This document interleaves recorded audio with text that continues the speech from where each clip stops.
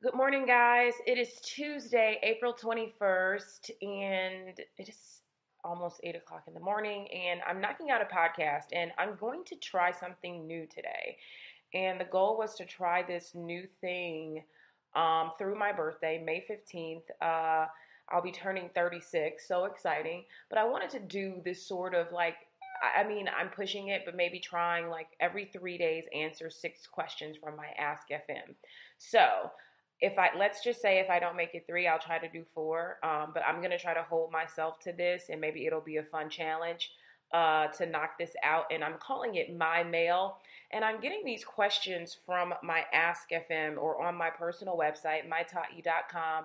You can go to Ask Me Anything, and I've got some questions sitting there, and they're all very interesting. And I'm guessing that some people may not read those answers, and a lot of times I don't get to expound on those answers. So I've pulled 6 questions this morning, and I'm going to answer them. Um, these are all anonymous, so you can ask these anonymously. People ask me everything from career to relationship to whatever. And obviously, I don't believe to have all the answers, but I mean, it can't help to have another opinion, right? And so that's really all this is my opinion. Who knows about what the right answer is? The right answer is whatever works best for you. Okay, first question. I'm disappointed. I worked really hard for a job I was promised to be promoted to, but they took away the offer because I didn't sign a consent form. I didn't agree with it and gave it to someone under me. I know how to do the job, yet they refuse. What should I do? I've given up and can hardly work now. This one is interesting because you were promised to be promoted and you technically got promoted and you they offered you the job and you didn't agree with the consent form. So I'm not really sure what there is to be upset about. It sounds like a simple disagreement, meaning you were promised the job, promoted to the job. They did their part. In life, in business, there are some sort of rules and legalities, legal things that we have to do when we're working for people. And so, just to give you a heads up, when people come and work for me, they have to sign a non-disclosure agreement and confidentiality agreement because they're working with me all day. And so they may hear about things that are happening in my life because kind of my work bleeds into my life and vice versa. So I have to have the people who are around me have to sign something saying that they're not going to blab, my business. Another thing is a non-disclosure, meaning that they can't go off to a competitor and do basically take my practices with them. This is all normal and standard. I sometimes have to sign agreements before I even take a conference call with some of the brands that I work with. A lot of times when new products are coming out, you have to sign an agreement before you can even have a discussion about the deal. So this is all normal. If you didn't agree with the form, then you're not going to get the job. They're not going to give you a job that you don't agree with. And it doesn't matter if someone's underneath you, if you believe they're underneath you, and it doesn't matter if you can do the job. You didn't take the job. So what should you do? You need to make a decision. Either you're going to stay there. It looks like the position is already gone.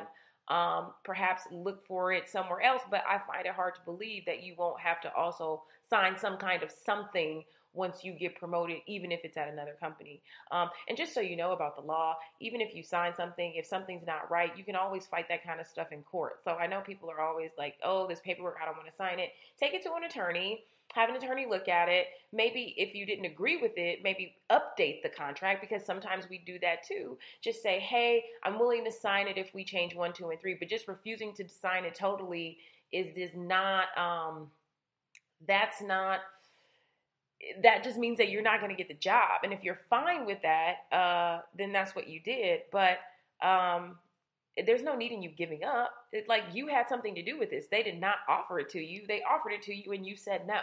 So either you go back and say you want to do it or you look for another job that doesn't have this kind of agreement that you don't agree with, but there's no need in you giving up. That's life. It's paperwork.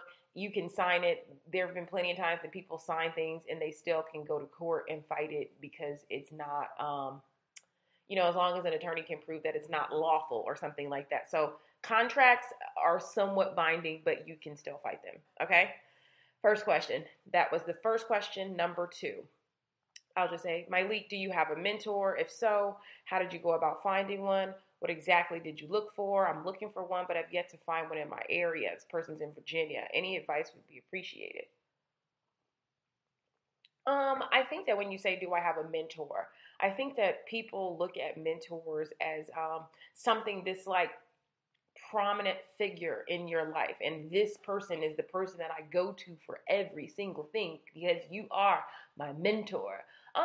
No, I think that I have mentors in various aspects of my life, and I don't necessarily, they don't all have the title over their head, but I reach out to them for mentorship for different reasons. So, like, one of my best friends is Ken Burkeen of Beautiful. Excuse me. I also consider him a mentor.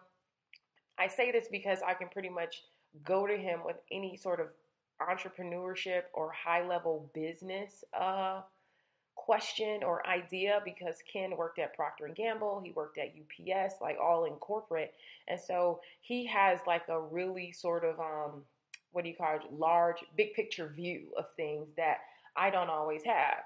I also refer to Ken's best friend Brian, who I've met through just knowing him, who's also very sharp, very awesome, and very amazing, who also has an MBA, which I don't have, and also has big picture views that can help me get some things moving. And then I also just have just sort of life entrepreneur mentors. My friend Teresa, she's older, I think she's like maybe 15 or so years older than me.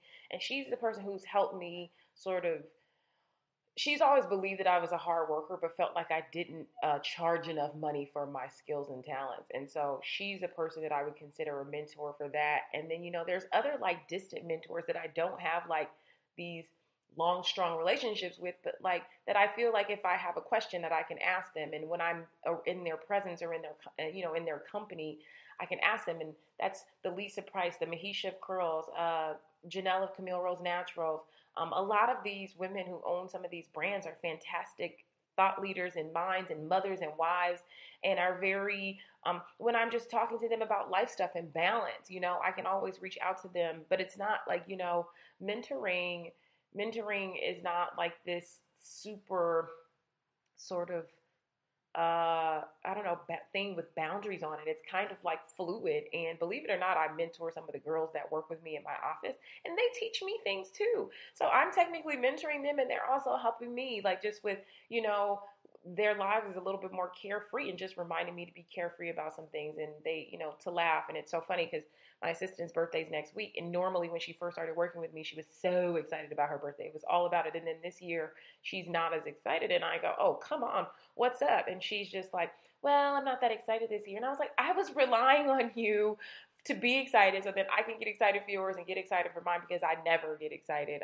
about birthdays. But I guess I'm taking on the excitement this year and doing this. And so that's my advice on having a mentor, and then finding a mentor. Mentors are usually going to find you working. So you don't have to really ask this person. They're just like relationships. It may be your boss. You may ask your boss a couple questions. It could be someone at your church.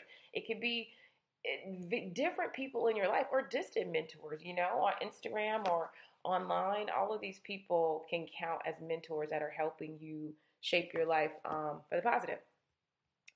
Alrighty. Number three, third question. If you met a cool guy and after a few combos, he asked you to meet up for lunch, how do you respond if he doesn't pay? This happened to me, and I really just don't know how to respond. We've been chatting since, and he's asked to hang out again. I just don't know what his angle is or what mine should be. This was actually interesting, and I saw this question when it came in, and I was like, I'm with you. Like, I'm kind of old school in the sense of like, if you are asking me out, especially for lunch, which is a not an expensive kind of meal, then I think that you should pay. And if I ask you out, which I don't mind doing in a relationship or in a getting to know situation, then I would offer to pay.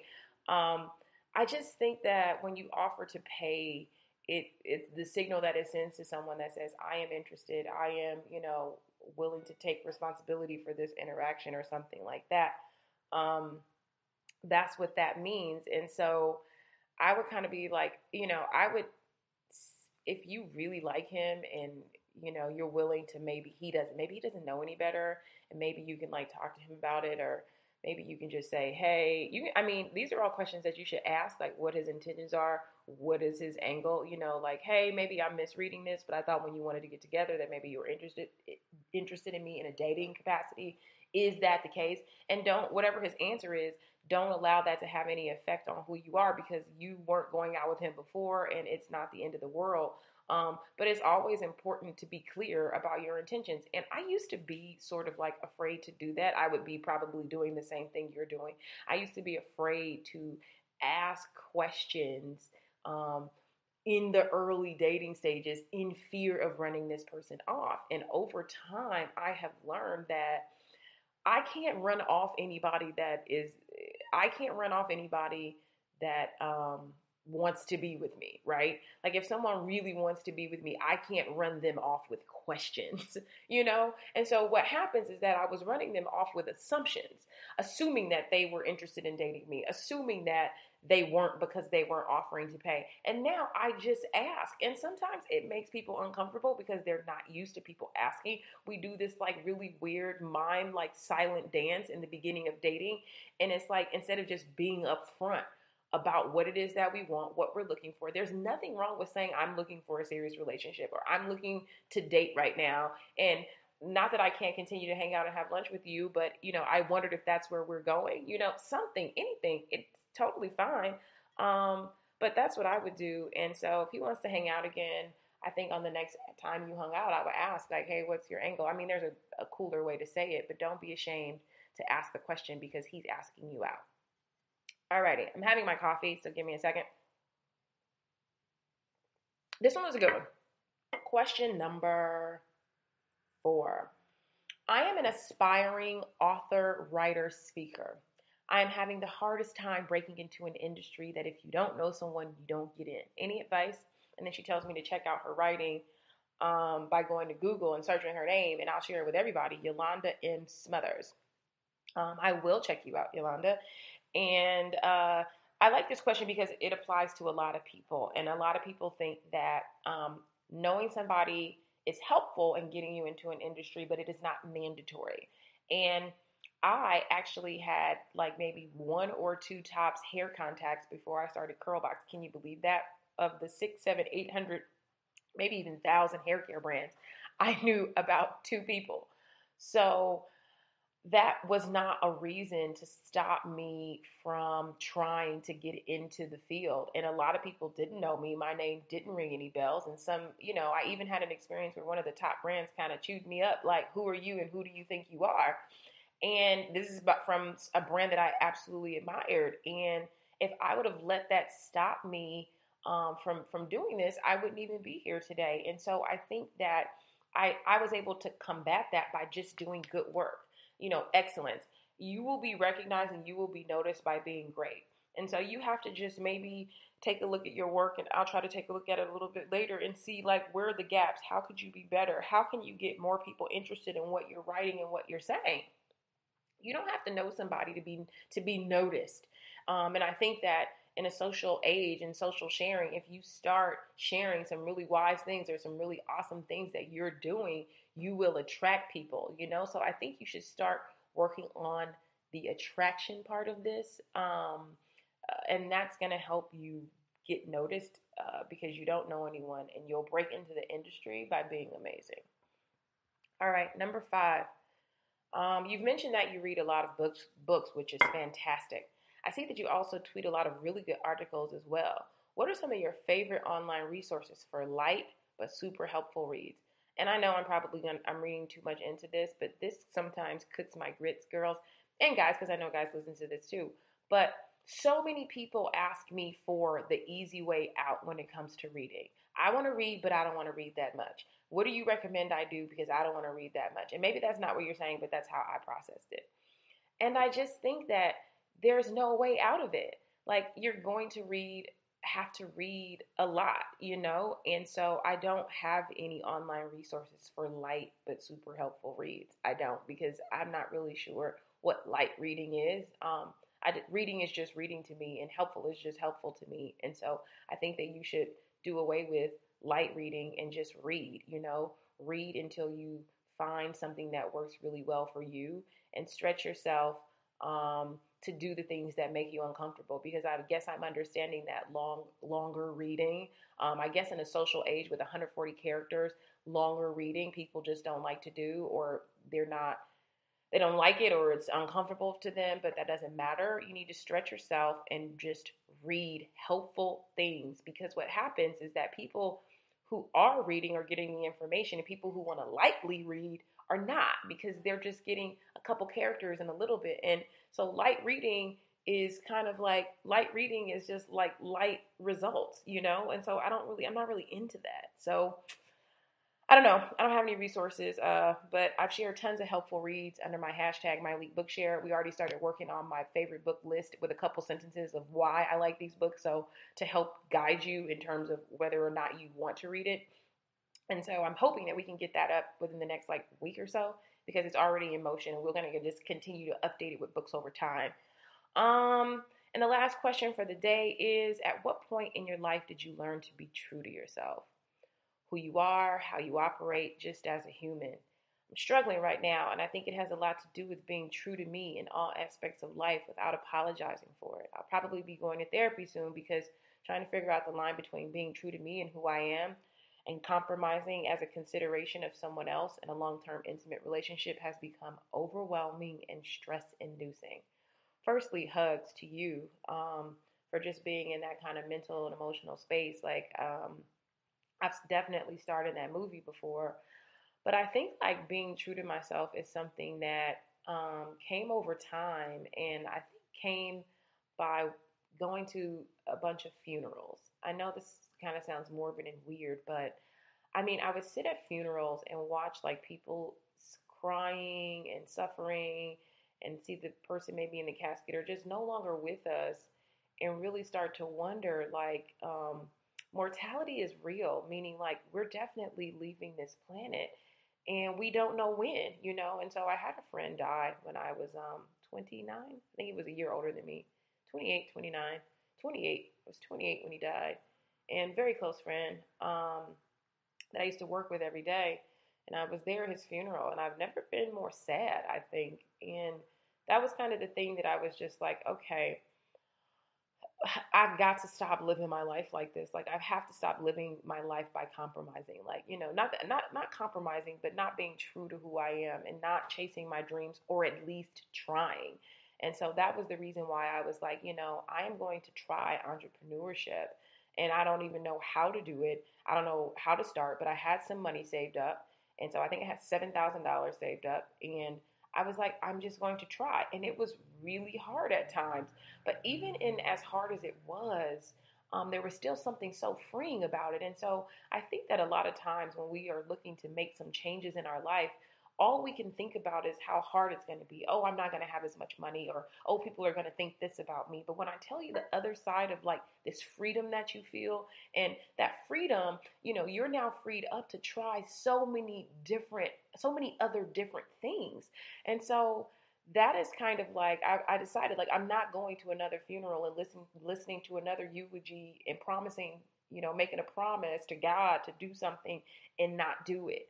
And so that's really kind of what I did. And I think that it does not hurt to go to therapy. And sometimes therapy helps you figure some things out. I always tell people that my therapy is sort of like my exercise for my mind, my weekly exercise for my mind. Our minds tend to, I imagine it as this frequency that goes up high and down low. Imagine a quick frequency, up and down, up and down, up and down, high highs and low lows, just thoughts and emotions. And I feel like my therapy keeps those highs and lows, the bounce is still there, up and down, but it's softer. She is constantly saying, oh, you want to be mindful of this, or, oh, remember that these feelings, I'll tell her how I was feeling about something, or if I'm supercharged or super emotional, she'll help me go back and understand the root of the emotion and the root of the feeling. And that just is oh, I'm not really mad at this person. I am traumatized from an event in my life, and this is a trigger to that trauma, and that helps me mend my relationships with other people and keep me on track with them, and not falling out with them, and realizing that it's always about me. The positive and the negative in my life is always about me. So if it's overwhelming and stress inducing, I don't want to tell you what to do with the relationship, but it's having an effect on you. And so I think that a professional therapist can't hurt, can't hurt you sort of organize some of these thoughts. So that's it. That is my 6 questions. You can ask me anything on my website, mytaughtyou.com.